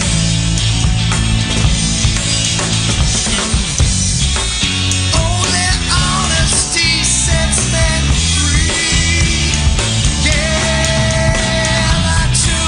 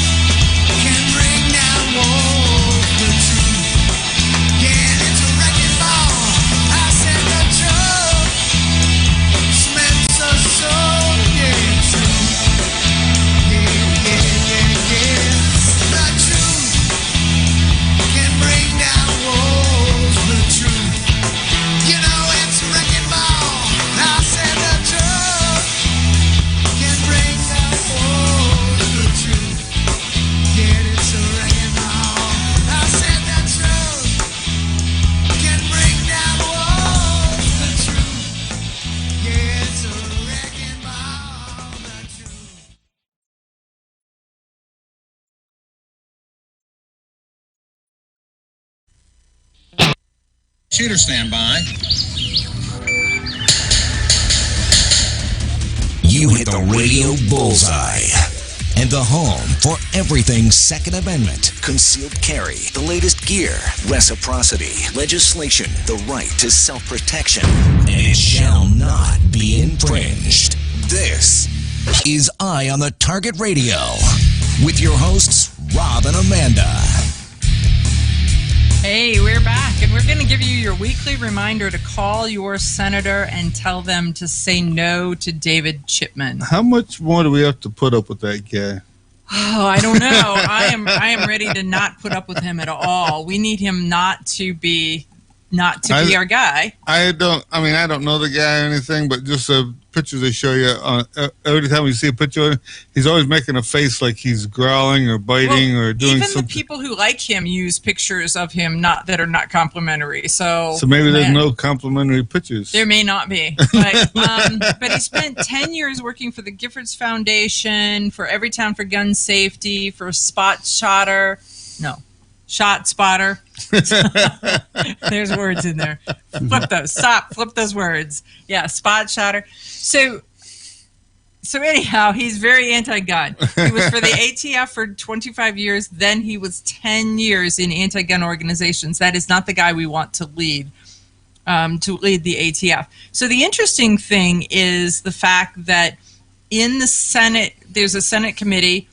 They tied, and so because they tied, he came out, and so he's going to the full Senate floor for a vote. And so you want to call your senators, you want to call both of your state senators and say, please, no, we don't want him. It's crazy if we end up with an anti-gun guy leading the gun interpretations. So there's that. So, yeah, somebody says, are we going to actually talk about the acting ATF director? She's also terrible. You know, that's the issue is we've not had a ATF director that is not an acting I nominate Holly Sullivan. Holly Sullivan from CCDL, Connecticut Citizens Defense League. We could nominate her. I don't think we get to vote. If we got to make the nomination, that would be amazing. That would absolutely be amazing. There's a couple other people. We could do Teresa Einacker from CNJFO. So because we're going to talk about CNJFO right now, New Jersey, which is a civil rights wasteland where unconstitutional legal standard called justifiable need keeps ordinary citizens, those like you and me, from exercising their rights to bear arms. New Jersey, the state, spits in the eye of freedom, ignores the Bill of Rights and the Heller decision. New Jersey's anti-gun politics is a spreading cancer, and we want to keep it in New Jersey. We want to kill it in New Jersey. But, okay, that's my editorializing. The Coalition of New Jersey Firearms Owners, CNJFO, is a tax-exempt not-for-profit, and it has a goal to defeat justifiable need, reverse the course of all anti-freedom laws, and render aid to other jurisdictions by filing Supreme Court-bound litigation. You're going to hear a lot about CNJFO and Supreme Court cases. They really are extremely active on the East Coast for that. CNJFO is a beacon of freedom. They are enthusiastic patriots behind the Iron Curtain of New Jersey. Support them. Support the Coalition for New Jersey Firearms Owners today. They are protecting our rights and returning freedom to the Garden State. To donate or learn more, go to www.cnjfo.com. So there is that. The other group that we want to be extremely thankful for this show and being a sponsor to the show and just overall a show sponsor is Kahr Arms, KAHR.com. Kahr Arms has such a variety of firearms. We know what kind of gun our video producer wants, and so there is that. So should we win the gun radio lottery, we would gift it to him. But so far we've not won anything. Sorry, Paul. But go to Kahr.com and check out the guns that they've got. I personally they've got a line of guns with bomber art. And so it's all the airplane nose art that is on a 1911 platform, and they are just so well done. They have some 22 rifles too, in the 17s and 22s that are available, and some of them have carbon fiber barrels and internal suppressors in the barrels. So there's something for everyone. And there's a little bit of something. One of my T-shirt carry guns is a Car P380. Okay, my T-shirt carry gun. So if you're wearing a T-shirt. A T-shirt and I got some shorts on or something like that, and I'm trying to keep it nice and concealed. That Car P380, you can throw it in your pocket. You can put it in a IWB. You'll never see it. No, it doesn't print at all. It's extremely concealable. It's very, very, and I love that gun, and I carry it all the time in the summer. Very reliable, very accurate. I really like it, and I love their shotguns. Yeah. And absolutely. We have the KSG shotgun that Rob and I shoot on the range all the time. That's a great gun, as well as that the RBD. We're gonna have to get you to come to the Tommy Gun Warehouse with us. There you go. RBD is actually that's Kel-Tec, not. I'm sorry, Kel-Tec. You're right. He got confused, but that's right. I'm talking about Kel-Tec. You're right. But I love that my P380. Well, that's great. So, so one of our callers is saying support the Second Amendment Foundation, SAF.org. And the amazing thing about Second Amendment Foundation is they do really good work. Tell Carr to make the PCC. That would be. We could have that conversation. Not that they listen to us as such. I thought a Tommy gun was a pistol caliber carbine. Okay. And you get a 100-round drum too, so no pesky reloading. Got That's it. funny. Okay. Put a red dot on that, and away you go. There you go. There you go. Okay. Squirrel, you guys distracted me. Second Amendment Foundation, their life membership is $150. And they do such good work with it. It is a veritable deal. $150. So think about joining SAF.org, becoming a life member. You can be an annual member, but why waste the stamps? Just go for the gusto. Send it all at one time. Then you have to remember to renew every year. If you left member, this whole pesky, just send them some money, and you'll be all good. Okay, and so speaking of Second Amendment Foundation, we've got a press release because they just hired Rick Patterson. Rick Patterson was formerly the executive director of the Sporting Arms and Ammunition Manufacturing Institute, SAAMI, SAAMI. Most of us don't know what SAAMI is, but there has to be a standard that makes it that when a gun manufacturer makes a 9mm, it will fit in every 9mm gun that's out there. When ammo manufacturers make ammo, or when a gun manufacturer makes a gun, there are standards so that they know what the tolerance is, so it works and fits. Pressure standards and stuff like this, so you don't end up with a little lightweight gun that blows up or something, right? Because so that's where you get that plus P and plus P plus. So they get it all rated and stuff. So so he is coming on to the Second Amendment Foundation as a senior vice president of corporate development. And so we want to welcome Rick Patterson to the SAF family, because that's pretty darn cool. So hopefully we will get an opportunity to see him in person. So somebody says, did I say that Seymour Johnson from the Air Force Base Boeing team trained me on the F-15 Eagle simulator? So there you go. So we're having big conversations about F-15s and the fight back. And Charlie Chambers, who is one of our longtime viewers, longtime listeners, he's like Forrest Gump. He's been everywhere, done everything, had his picture taken with people. He's got a picture with everybody too. Everybody who's anybody. He doesn't just say, I know that guy. He's got a picture. He's got a picture. And he must have some really good organization, because it'd be like, I may have a picture of somebody, but where did I put it? Right? But it was 3 phones ago. So he's got them all categorized or something, because he's like, sure, I can find that, right? But I have to say, he's got a picture with me, so he's got a picture with everybody that matters. Wait, did I say that out loud? Did I say that? Okay, so you know what? They just wrote an article that says gun ownership is steadily increasing among women. Duh. I wondered too, though. Here's another article that Tennessee's constitutional carry law just went into effect on the 1st.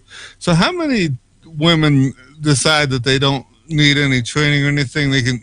If they can carry one now, they go and get the gun. Because how many times have you seen where when they go in the gun shop, the gun shop owner kind of talks down to them? Their husband makes them feel like they aren't smart enough to put bullets in the gun themselves. There's all those conversations, but getting training is a good idea. Actually, I would believe that more women get training when they get a gun than men. So when you go to a constitutional carry this would state, cause them to go and buy a gun. Well, your classes have more women in them. We have more women, but I believe that when you get into a constitutional carry state, I think that would cause them to buy a gun, and then that would cause them to make them to get the training. Right. When we come back, we'll continue on with that conversation because I think it's a good point.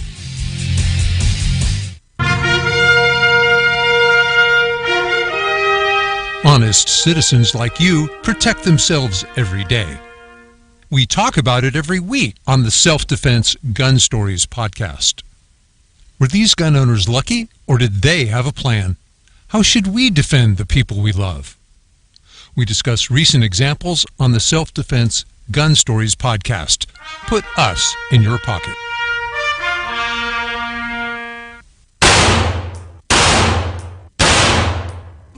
Hi, I'm Janelle Westrom, owner of Davenport Guns and Davenport Shooting Club. At Davenport Guns, we do so much more than sell firearms. We advocate for increased personal safety and security, not just for you, but your whole family and community. Go to davenportguns.com to see our online inventory and browse videos, articles, and things we just find entertaining. Sign up for our newsletter to learn more. Your front door, your car, your gun. Safety is a habit. Gun safety and responsible storage are no different, and the best way to help prevent accidents, misuse, and theft. Cable locks help keep firearms secured. Learn how to get a free firearm safety kit. Visit projectchildsafe.org. If you have a firearm, own it, respect it, and secure it. Brought to you by the National Shooting Sports Foundation and the Bureau of Justice Assistance.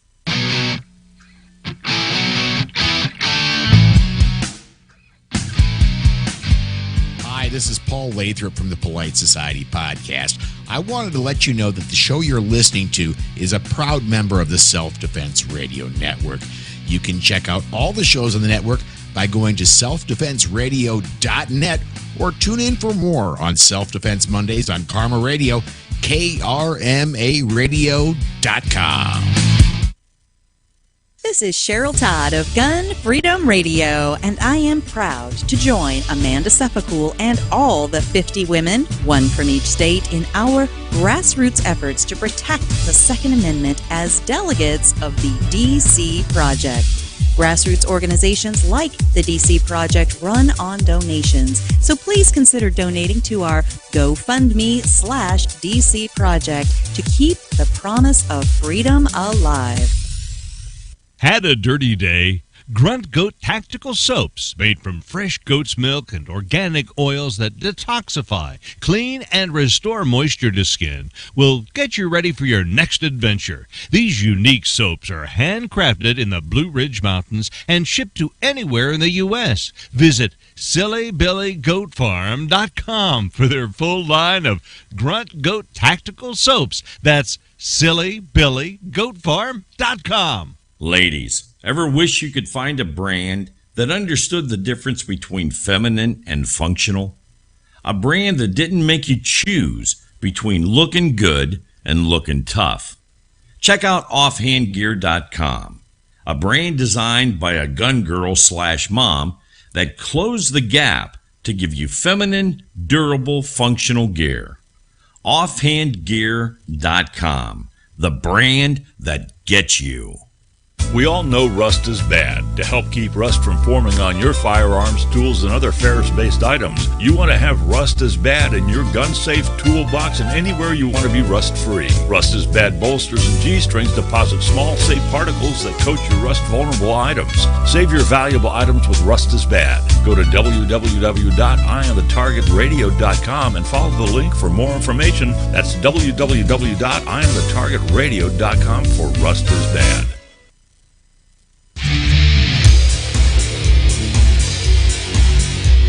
Okay, we're back, and we're talking about women and guns. How fitting, because I'm a woman, and I have a gun or two, something like that. So gun ownership is steadily increasing among U.S. women. And the question is, why do you guys think that that's the case? Gun ownership, I think, is increasing from everybody. For what they say, and we've been setting records since March of 2019 or something. Well, but it's slowing down now only because they said that we were out of guns. There's no guns to buy. They just can't buy them. So the numbers are starting to recede from.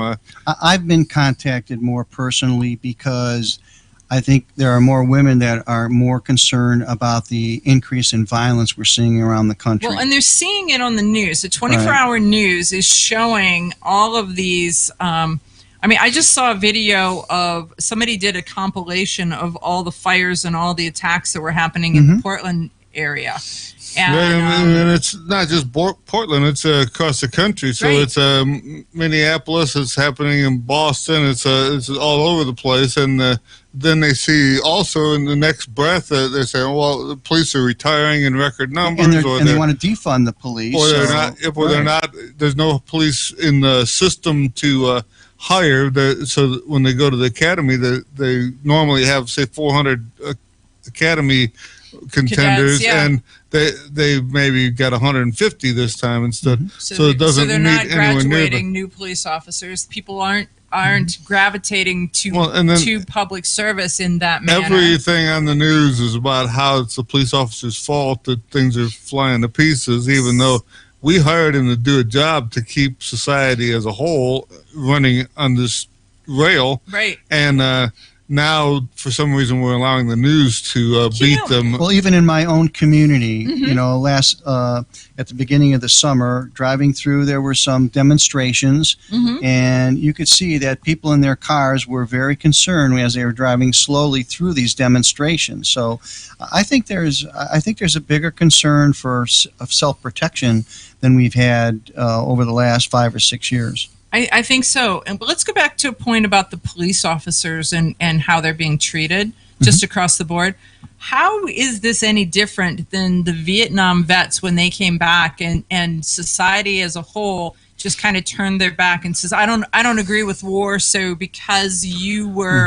But the Vietnam vet, he could come home and assume a normal position in society where people didn't realize that he was a Vietnam vet, but a policeman every day has to put his uniform on and go back out. But so I think that for some reason society goes around now apologizing for the 1970s treatment of Vietnam vets, and they're doing the exact same thing to police officers right now, and it's like, why? It was the same people that caused the vets to have the problem in the 60s that are having problem today. They've just moved from where they were hippies on the street that were trying to be anti-war and singing songs about it to where now they're the college professors and congressmen and senators and stuff like that are anti-police establishment. And so it's and when you're seeing not only just the people in the community that are out chanting, but you get a congressman or a senator that comes out to say that the police are wrong, that can't be. You hired him, you set the parameters, he is in the right. You need to train society to act better. I mean, you can't be a bad guy and expect there's two parts to this. Is you need to train society to be better, and you need to hold people responsible for what happens. So we've gone through years of unions in the public service to where if you're in the union and you sucked, the union's going to defend your job. And so how do you hold somebody responsible when they just keep getting to come back? We've got reap what you sow. And that's kind of and it's not only that too, but look at the court system. I mean, they'll catch you doing something, and they put you in the system. They basically fine you until you're back out on the street. All they want is your money. They're not worried about they're not worried about how you interact with the people. So you get picked up on Friday night at the bar. They throw you in jail. Saturday morning you get back out. Saturday night you're back at the bar, maybe cutting somebody up. Then they're out again. You're right. We're gonna talk about this. So we don't hold a criminal responsible. And whether it's a criminal or something else, I want to go right into this story because I think that's a valid point. So what came across the press was a man was forced to shoot his own grandson in self-defense after the grandson stabbed both the grandfather and the grandmother and was coming back after he started stabbing the grandfather. The grandmother called 911. He shifted over to stabbing the grandmother. The grandfather re-engaged and ended up pulling a gun and shooting him, and then grabbing the grandmother, leaving the residence, calling the police, and the police came and rendered first aid. And so the grandson is in jail, but he's also being treated medically. So you look at that and you're like, wow, how horrible is that? How horrible would that be? I had a guy a couple of years ago when we had the gun shop come in, and his grandson was starting to be aggressive, and so he wanted something, and I give him some pepper spray, and he come back a couple weeks later, and he said they had to call the police on the grandson, but the pepper spray was very effective at stopping what was going on. And so you think about the fact that sometimes you have to use your gun on someone you know. So that story led into another story about a guy in Alaska who had came home. He was a high schooler he was sentenced to 140 years in prison for the murders of his grandparents, an aunt and an uncle, and the attempted murder of another aunt. And that was like, wow. So that brought me to an interview with a guy who had gone to school with the murderer. And in his statement, he was asked if there were any signs of it while this kid was in school with him. And he was like, oh, definitely. He was in and out of jail every year. His parents pretty much gave up on him as a young kid. He was only out of jail for a week when he freaked out and killed them all at 7:30 in the morning, so they were all at home. And and the kid was still in school when this happened, so they closed the school and sent all the students home. But it really is that you start to look at these stories, and it leads to, are there advanced notices? Are there advanced warnings? What is society doing for those people who are, frankly, they've got deficiencies of some sort, and we know it, but we just want to play nice. We want to. Well, and we don't have much in the way of mental health facilities, so some of this stuff. And they just closed 5 more of them because they can't staff them. So that's an interest. We'll be back right after this. Grab your friends and head to Georgia to train with the Complete Combatant. The Complete Combatant offers a unique approach to self-defense training, layering the first signs of danger, lethal versus non-lethal decisions, and even surviving the aftermath. They offer premier firearms training with a Range Master certified instructor and host the top minds in our industry. See the courses offered on thecompletecombatant.com. That's thecompletecombatant.com. Had a dirty day? Grunt Goat Tactical Soaps, made from fresh goat's milk and organic oils that detoxify, clean, and restore moisture to skin, will get you ready for your next adventure. These unique soaps are handcrafted in the Blue Ridge Mountains and shipped to anywhere in the U.S. Visit SillyBillyGoatFarm.com for their full line of Grunt Goat Tactical Soaps. That's SillyBillyGoatFarm.com. Okay, you ask yourself, who is this Realize Firearms Awareness Coalition, and what do they do? Realize Firearms Awareness Coalition is a not-for-profit group based in Portage County, registered as a 501c3, and organized to educate about the historical intent of the Second Amendment to the Constitution of the United States of America. to share knowledge, to enable citizens to accurately relate and defend aspects of the U.S. Constitution, to enhance public awareness and support for responsible gun ownership, and to emphasize firearms education for women who facilitate the transmittal of constitutional awareness and gun ownership to succeeding generations. How do they intend to do that? By talking to you all and having you talk back, by hosting educational summits and events. So tune in, listen, and participate. RealizeFAC.com. Ladies, ever wish you could find a brand that understood the difference between feminine and functional? A brand that didn't make you choose between looking good and looking tough. Check out offhandgear.com, a brand designed by a gun girl / mom that closed the gap to give you feminine, durable, functional gear. Offhandgear.com, the brand that gets you.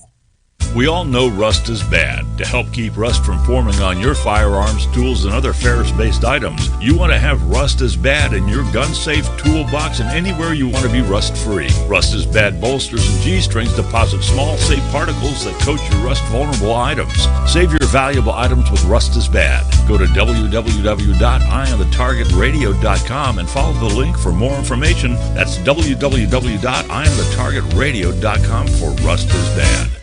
Your front door, your car, your gun. Safety is a habit. Gun safety and responsible storage are no different, and the best way to help prevent accidents, misuse, and theft. Cable locks help keep firearms secured. Learn how to get a free firearm safety kit. Visit projectchildsafe.org. If you have a firearm, own it, respect it, and secure it. Brought to you by the National Shooting Sports Foundation and the Bureau of Justice Assistance. Shotgun with Charlie. I'm Charlie Cook from Riding Shotgun with Charlie. Conversations in the car about gun safety, freedoms, and even a few laughs. Imagine you're in the back seat listening to an intimate chat with me and my passengers as we drive all around the country. Listen, watch, and subscribe to the Riding Shotgun with Charlie YouTube channel and podcast. This is Dan Perkins with your songs and stories for soldiers, Veterans Tip of the Day. If you're a veteran with a disability, are you interested in a program that could give you a free home? Homes for Our Troops is a privately funded 501c3 nonprofit organization that builds and donates specially adapted custom homes nationwide for severely injured post 9/11 veterans to enable them to rebuild their lives. These homes restore some of the freedom and independence our veterans sacrificed while defending our country and enable them to focus on their family and recovery. Since its inception in 2004, nearly 90 cents of every dollar has gone directly to the program to serve veterans. HFOT builds these homes where the veterans choose to live and continues its relationship with the veterans after the home delivery to assist them in rebuilding their lives. For more information, go to their website, www.hfotusa.org, and see if you can qualify for the home of your dreams. This has been your Songs and Stories for Soldiers, Veterans Tip of the Day.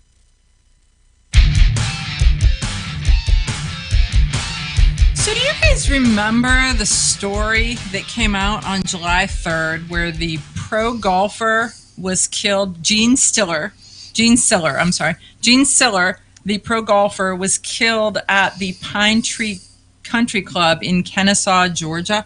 Remember that story where everybody was it started hitting all the news that this pro golfer was shot and killed and what was going on, and nobody's safe in their house and nobody's safe in the street and nobody's safe.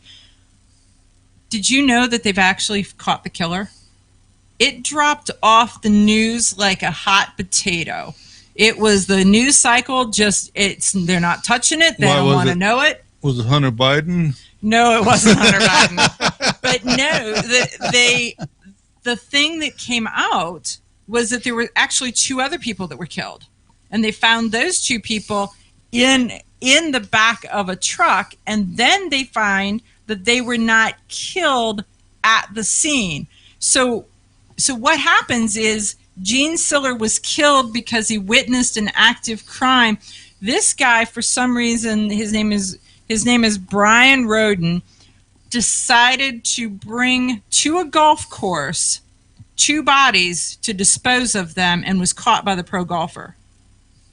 Oh, wow. So he disturbed this whole scene, and this seems to be where the story is. You already got 2 bodies. What's one more? Right? So now they've got the third. So the third, and then they killed him there. But so that's where this is. But now the whole narrative changes because it's in the commission of a different crime and what's going on. And oh, by the way, when you look up, it just doesn't fit the narrative that we're not safe in our own streets, we're not safe in our own beds. Now I know why nobody wants to be a witness. Right. I didn't see nothing. In the commission of a crime. So I just wanted you guys to see that, because as I was digging into that one, I was like, okay, yeah, it dropped off the news to where it didn't fit the scenario. If it helps them push their gun control stuff, then it stays on the news 3, 4, 5 days. If it's not, sometimes it's a half hour, and all of a sudden there's no more story about it. You have a hard time finding anything. Exactly, and that's where that story is. I just wanted you guys to, as Paul Harvey says, know what the rest of the story is. Have you seen where the mayor of New York is coming down hard on guns now? All of a sudden, he's saying that gun violence is epidemic, and so he is going to he wants to go after if you do something with a gun, or if you have an illegal gun, or he's putting some more teeth in the law, which is what the gun community's been asking for all along. Right. If you do something, if they're going to give you an extra 5 years, if you're going to give you an extra 5 years for robbing a store or something and using a gun, we don't want you to plea bargain that 5 years away. We want them to have that 5 years for sure, plus whatever else might go into it. But we all know that as anybody who reads the news and tracks the news and looks at the news and researches the news, that's the first thing that is calculated, that is plea bargained away, negotiated. Right. So here in Ohio, one of the district attorneys for Hamilton County finally woke up and realized that maybe they need to actually start holding people accountable for what they're doing with gun crime and stuff. Right, and they're actually making the statement that they're going to be tough on violent criminals. And so the Second Amendment community started to say, look at that, they're going to punish the gun owners. And it's like, okay, this is what we want. You break the law with a gun, you commit a violent crime. So that's not jaywalking with a gun. That's not, I didn't wear my seatbelt, yet I still have a gun inside my waistband. This is, I committed a violent crime. They can't plea bargain away the gun charge. Right. So I'm like, rah with him. I am everything. It's not a self-defense situation. Correct. Right. Correct. Right, and it's only if you broke the law with the gun anyhow. So if you got a gun you stole or something, they're going to hold you to that. With all the concealed carry licenses that we have out here, out in the United States, and you look at the number of incidences with people who hold those licenses, it's ridiculous. I mean, it's not so them that are right. It is not. It's minuscule, they call them the card carrying good guys. People who've gotten their concealed carry licenses because they've bought the gun, they've bought the insurance, they've taken the training, they've gotten the license, they've done all of this kind of stuff, and they want to follow the rules. But the thing is, even at that, they skew the numbers so that it looks like you got a much larger chance of being killed in the public. Just going because you've got a gun, or they say that if you've got a gun in the home, that you're 100 times more likely. Some number, I don't know what the number was, but it was a huge number than if you, because it was crazy how they did this. If there's a gun in the home, not that you had a gun in your home, but if there's a gun in the home, you're more likely to be shot with that gun than being shot with a gun if there was no gun at the home. Duh. I mean, when they get to the house and there's no gun there, you probably weren't shot with one. If they get to the house and there was a gun, depending on who brought it, you might have been shot with it, right? Right. So it's pretty easy for them to make that statement that says that, well, you're more likely to be shot if there's a gun around. Well, the way they slice and dice the data, of course. Absolutely, of course. But if there's no gun, they don't show you how many people got hit with a mixer or knifed with a kitchen knife set or something. No, none of that kind of stuff. But when you're looking at homicides versus, and I don't know exactly what the time frame is on this data. There's a slice and dice data of 39,707 deaths from firearms. When you subtract suicides, which are a large percentage of deaths by firearm, to the non-suicides, now you're at 15,000. When you subtract gang-related homicides, you're now down to 3,000. So you go from a number where the news reports 39,000 to the real number of your chances. If you're not involved, living in a gang neighborhood or involved in gang violence, the percentage is 10% of the number that is actually reported. So it's 3,065 non-gang related homicides. And so it's how you spin it. They say, that liars figure and figures lie. That's how that goes. So it says that according to the video producer, it is more likely for a bad guy to be shot with his own gun than for a good guy to be shot with his. That would be the thing that Mike's teaching us. If we're within 12 feet, you step in and take his away from him. And most of the time, honestly, the good guys are practicing with their gun. The bad guys just happen to get it somewhere. So who's going to the range? Who's practicing? Who's training? Who understands how it works? How or why it works or doesn't work. And how many crimes have they found where the bad guys got a gun that they found and ammunition that they found, and those two don't go together, but they made them go together? They got them in the gun, but they're not really the bullets for that gun or something. It would be like somebody's 9mm magazines and their 40 caliber. I'm not naming any names or anything, but if you go back to the beginning of this show, you might figure out who I'm talking about. just saying. But okay. So what else we got, Rob? Well, the NRA has been telling you that background checks don't work. New Mexico 2 years ago put background checks, total across the board background checks in place. And so they're saying that the crime actually started in mid-2019 to climb the crime rate because of the fact that you couldn't just give a gun to your sister or to your mom or something like this. Everything had to go through a background check. So because of the background check, it was slowing the transfer of guns to people who needed them in a circumstance or crisis. So the crime rate has started to climb, and then also they put it in an extreme risk protection order law in 2020, and they're surprised that they haven't actually caught anybody with the thing. So it was. So they put in a red flag that they've not caught anybody. I'm sure that they've gone and they've separated people from their guns, but they've not actually. Then in the end, they've made them pay their money to get a lawyer and defend themselves. But in the end, they've not actually saved. Right in here tells you that they've used it actually 4 times, and that the scant usage it should be a surprise. Right. It's clearly not working as well as we'd like it to. Yeah. But the thing is, you can't tell what someone's thinking ahead of time. No. So the thought police is a good idea for a movie, maybe a science fiction movie, but it really doesn't work out well in everyday life.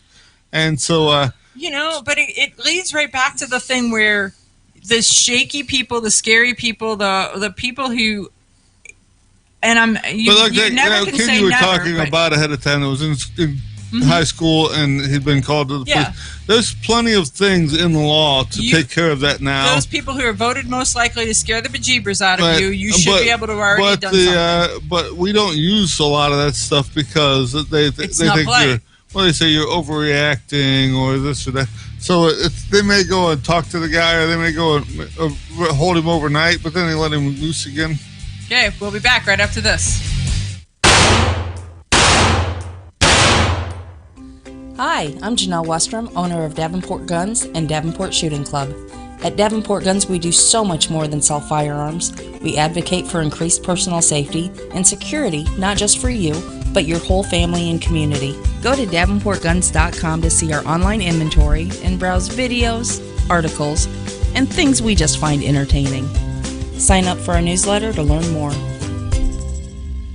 This is Cheryl Todd of Gun Freedom Radio, and I am proud to join Amanda Seppacool and all the 50 women, one from each state, in our grassroots efforts to protect the Second Amendment as delegates of the DC Project.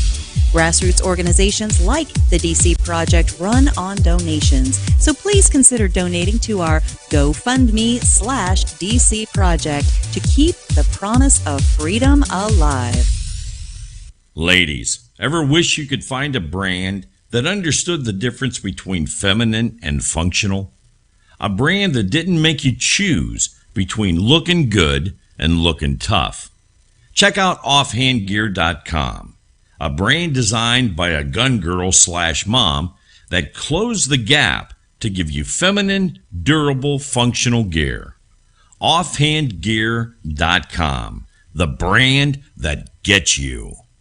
We all know rust is bad. To help keep rust from forming on your firearms, tools, and other ferrous-based items, you want to have Rust is Bad in your gun-safe toolbox and anywhere you want to be rust-free. Rust is Bad bolsters and G-strings deposit small, safe particles that coat your rust-vulnerable items. Save your valuable items with Rust is Bad. Go to www.eyeonthetargetradio.com and follow the link for more information. That's www.eyeonthetargetradio.com for Rust is Bad.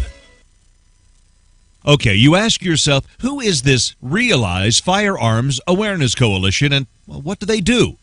Realize Firearms Awareness Coalition is a not-for-profit group based in Portage County, registered as a 501c3, and organized to educate about the historical intent of the Second Amendment to the Constitution of the United States of America, to share knowledge, to enable citizens to accurately relate and defend aspects of the U.S. Constitution, to enhance public awareness and support for responsible gun ownership, and to emphasize firearms education for women who facilitate the transmittal of constitutional awareness and gun ownership to succeeding generations. How do they intend to do that?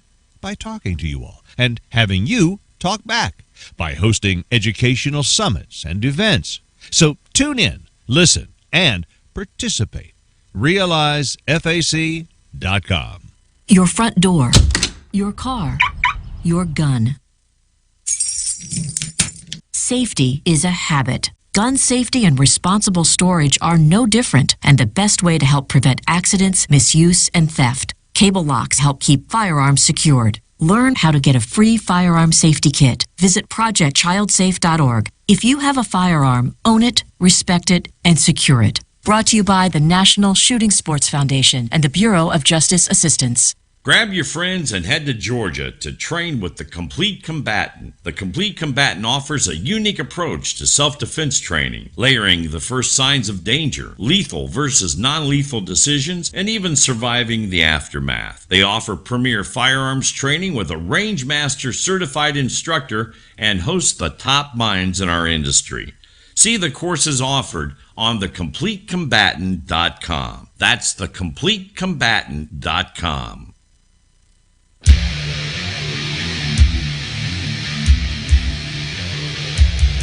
Well, this morning I was watching One American News, and when I did, and as I did, I heard a voice and I heard a name that was very familiar to me, and that was Stephen Willeford.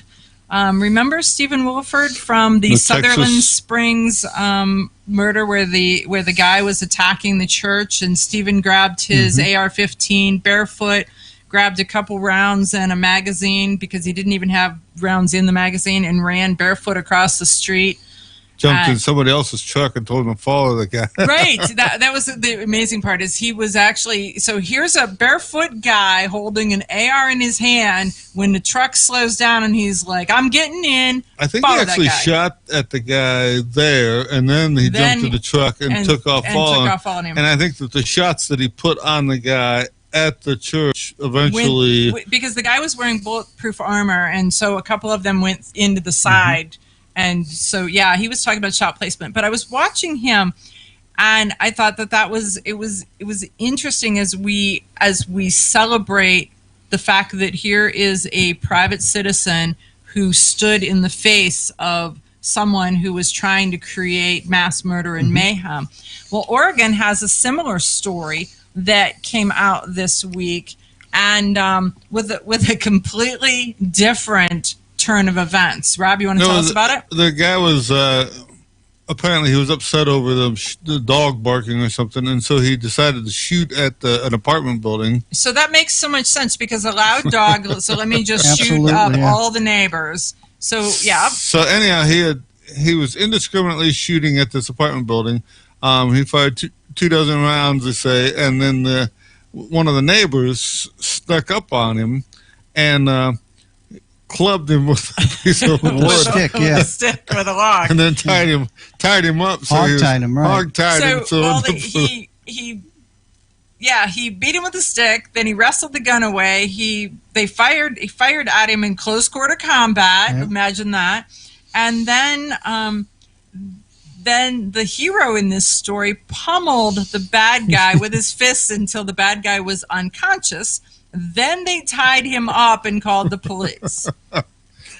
So good guy wins all over the place here. Didn't really have a gun. He just went at it bare knuckles. Those are the heroes in America who I will take a chance on my own personal safety to creep up. So here's a guy who's firing at a building that is inhabited, and your job is to creep up, and all you got's a stick.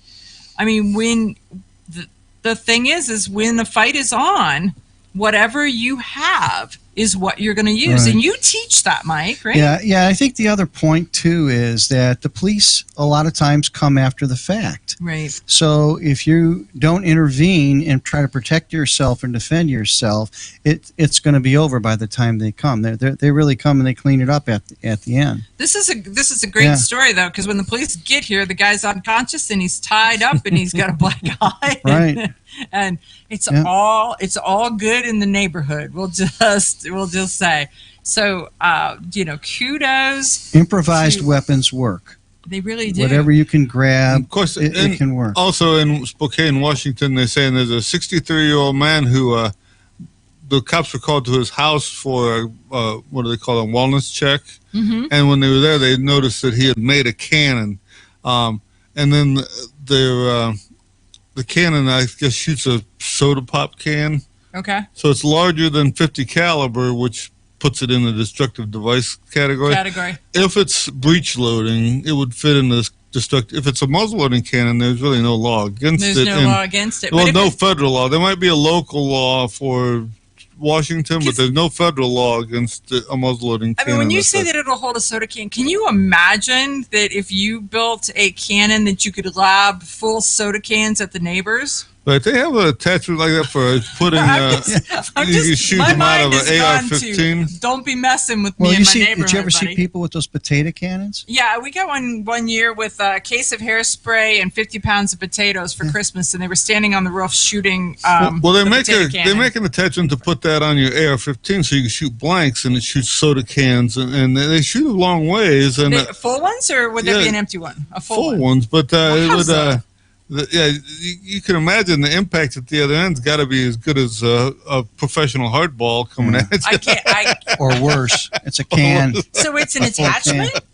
You can buy it? Yeah, you can buy them. I think they were about $350, but it uses a blank cartridge, and you just load the can down it, and out it goes. You've got my name for Christmas. I'm just saying that I also, he's going to get you a flamethrower too, right? That would be a different year because there is a budget to the Christmas gift exchange, but I would think that would be. So I can just see her now. Her front yard would be littered with pop cans. Exactly. There you go. But the neighbors wouldn't. There's no trespass. When I say no trespassing, I mean no trespassing. You know where the Pepsi Cola cans? That's her range that she's got. Well, it's not going to be Pepsi. We're not shooting name brand. They're gonna get the RC Cola and that Shasta stuff. Whatever you get from the cheap dollar store stuff. Exactly. No name brand. No, I'm not. You'll find the non-name. Of course, it might be that the cans are different calibers. I don't know. I know that a friend out in the desert has that he has to shoot the Santi water bottles because they're the only ones that are the right size. The right size, because water bottles are juice different. cans. Yeah, they're too smaller, like 22s, right? Exactly. No, that would be so fun. You just see at the store, you're marking all these cans of pop, so you know which and you're ones. Like, what are you doing? Well, I got to measure them. Maybe you got like a custom built cozy, so you know if they fit or not. And that way, then I got to snap it on there. I got to custom, and you can't open the case, right? Yeah, what would they think of next? Yeah. So our video producer has fired something that shoots golf balls 250 yards. You know, the potato cannon has been one thing, but the pop cans on the end of my AR, that takes it to a whole new. I think Eric has one of those. You could go borrow it and try it. So. Okay, I'm calling him. I am calling him. And it doesn't take any special license or anything. No, you just have to get AR blanks. I don't know exactly where you get those from. Because otherwise it would be bad, because when you put the bullet through the pop can, it would make a big mess, right? Okay. I'm sure there's someplace you could buy blanks. I mean, I had a big stash of them. I gave him with the one day, so I don't know if where you'd get them otherwise. Okay, so we'll check that out. We will. Research is happening. I'm just saying. So let me give you a little educational something back to you guys, folks. Sorry, we went off on a tangent there. Just as yeah, I know it's Christmas in July. We'll just say. So Utah, their constitutional carry has gone into effect. Tennessee's constitutional carry has gone into effect. Texas's constitutional carry goes into effect September 1. So as of right now, those who have passed it, they may not yet be, Texas notwithstanding. It's funny because you hear all the stuff about federally that they're going after guns, but every state is enacting. 21 states now have constitutional carry. That covers 56%. Right, and how many other in ones are doing what is that? Second Amendment sanctuaries and stuff like this. They're working on those. So there's a lot of positive gun news along with negative gun news. Well, this is an article by Dean Weingarten, and I love him because he always looks at things just slightly differently. And so he actually did the calculation of land mass to constitutional carry, so you could see that Texas puts a big chunk in there. Right.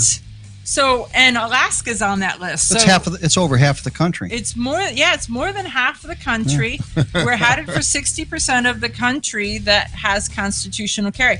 So Alaska, Arizona, Arkansas, Idaho, Iowa, Kansas, Kentucky, Maine, Mississippi, Missouri, Montana, New Hampshire, North Dakota, Oklahoma, South Dakota, Tennessee, Texas, Utah, Vermont, West Virginia, and Wyoming. So the question is, where's your state in this? I know where ours is. We keep talking about it, and Ohio is so faint of heart that it'll have to be 40 states before Ohio is ready to say it's a proven technology. So, hey, Mike, I want to thank you very much. Mike Hasicek, Mike fun. On the mic from coming. Thanks for having me on. Appreciate coming on the show. Eye on the Target Radio. We'll catch you guys next week.